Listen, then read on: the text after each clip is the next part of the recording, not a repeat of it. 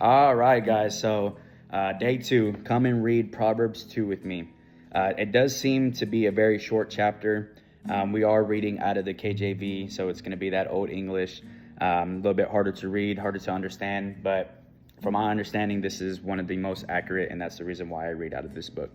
All right, so we're going to be starting off with Proverbs 2, verse 3, which says, actually, we can even start with 2. So it says, so that thou incline thine ear unto wisdom and apply thine heart to understanding.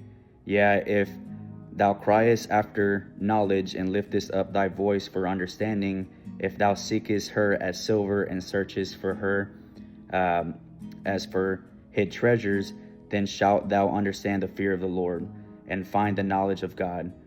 For the Lord giveth wisdom, out of his mouth cometh knowledge and understanding.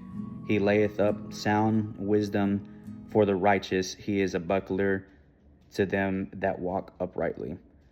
He keepeth the paths of judgment and preserveth the way of his saints. Then shalt thou understand righteousness and judgment and equity, yeah, every good path. So again, here comes the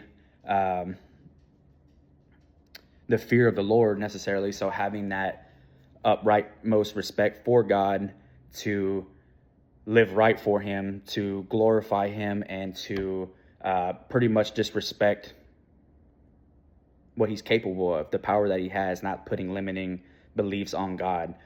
Verse 10, when wisdom entereth into thine heart, and knowledge is pleasant unto thine soul, discretion shall preserve thee, understanding shall keep thee, to deliver thee from the way of the evil man, from the man that speaketh forward things, who leave the paths of uprightness and walk in the ways of darkness, who rejoice to do evil and delight in the forwardness of the wicked, whose ways are crooked, and they forward in their paths. To deliver thee from the strange woman, even from the stranger which flattereth with her words, which forsake the guide of her youth, and forgetteth the covenant of her God. For her house inclineth unto death, and her paths unto the dead. None that go unto her return again, neither take they hold of the paths of life, that thou mayest walk in the ways of good men and keep the paths of the righteous. For the upright shall dwell in the land, and the perfect shall remain in it.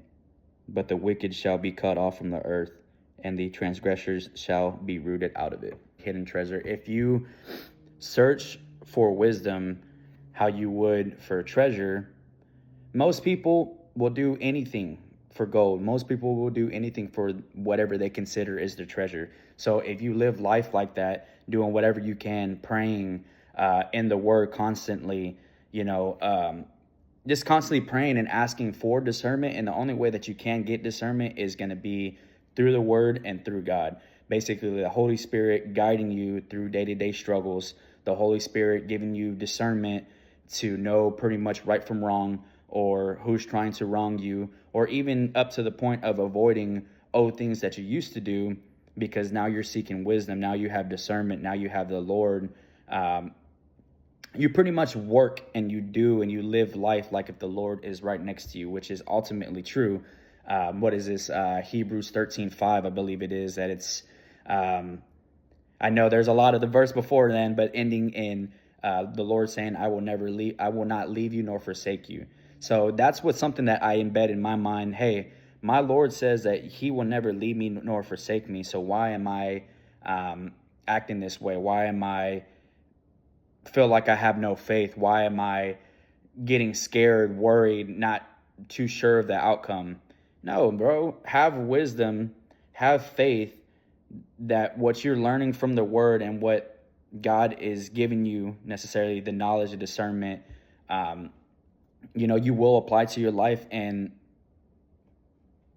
over time that will become your strongest weapon.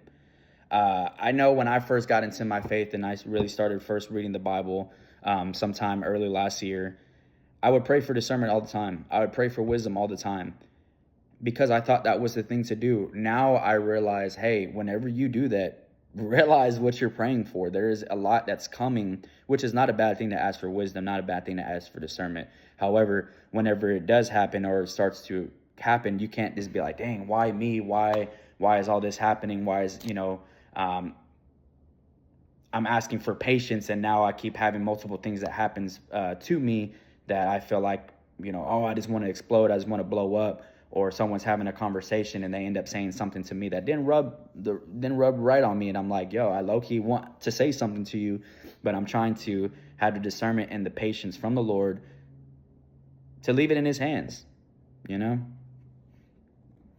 Well, if you happen to stay this long, I appreciate you, because I know it was a long video, especially on such a shorter chapter. Thank you. Have a blessed one. Peace. Tune in for Proverbs 3.